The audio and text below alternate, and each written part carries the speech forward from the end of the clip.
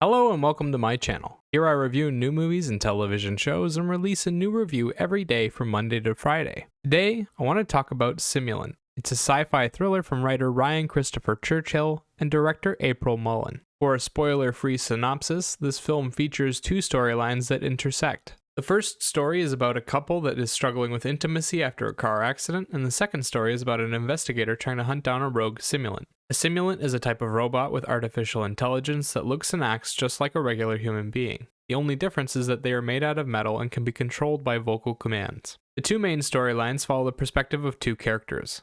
The husband, Evan, played by Robbie Amell, and the investigator, Kessler, played by Sam Worthington. Evan is married to Faye, played by Jordana Brewster. The two are a pair of rich artists. Evan plays the piano and Faye paints. After a near-fatal car crash, Evan is left with nightmares and Faye struggles with a secret she's kept from him since. The story reveals its cards rather early into the film when Faye comes clean to Evan, and then the rest of their story is about him dealing with the fallout. In the process, he meets the hacker responsible for the rogue simulant from the other storyline. Kessler is an investigator for the simulant corporation Nexara. He has an unhealthy hatred for simulants, and when he's sent after a rogue simulant called Esme, played by Alicia Sands, he discovers a defect. The rogue simulant can ignore its restrictive programming and go against orders. It can also harm humans. He chases it down and discovers that the simulant was hacked by someone else. His investigation leads him to a hacker known as Casey, played by Simu Liu. Once the two storylines intercept, it becomes a story about Kessler chasing down Evan and Casey and attempting to unveil Casey's plans and foil them. The story is rushed and boring.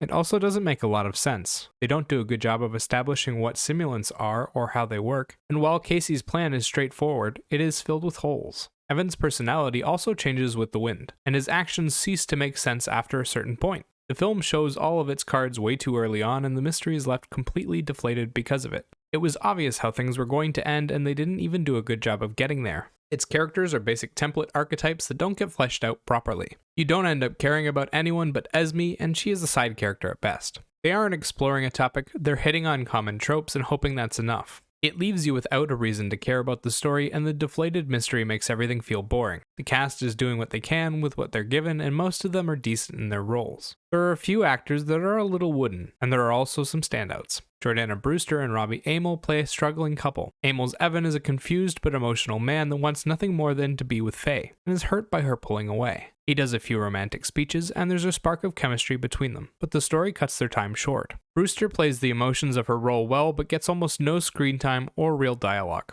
Every time they're really into a scene and starting to flesh things out, the film chooses to cut away to the other storyline. Sam Worthington plays Kessler the investigator, and his character is similar in a lot of ways to Will Smith's character from I, Robot. He's dressed like a hobo, acts like an unlikable dick to the people around him, and hates the simulants with a passion. He has a good reason to hate them, but the film only hints at it and never actually discusses it. In the end, he does well with the emotions of his character, but doesn't get to do much beyond exposition scenes and hint at a deeper story. A lot of the story is revealed through his perspective, but it isn't clear what he actually wants to happen or how he ends up feeling about simulants, despite that being a major point of his arc. Visually, the film looks cheap and doesn't do a good job of telling the story it has. The sets are indistinguishable from a modern-day Canada, with the only sci-fi elements being added in via special effects. They didn't create any futuristic sets or costumes, and even the effects they add are very basic. A colored eye and a digital display for Kessler's investigation tools, and a couple of human-style robots with papier-mâché heads for the lower quality simulants. The sets were mostly empty too, with only a few digital displays added in post.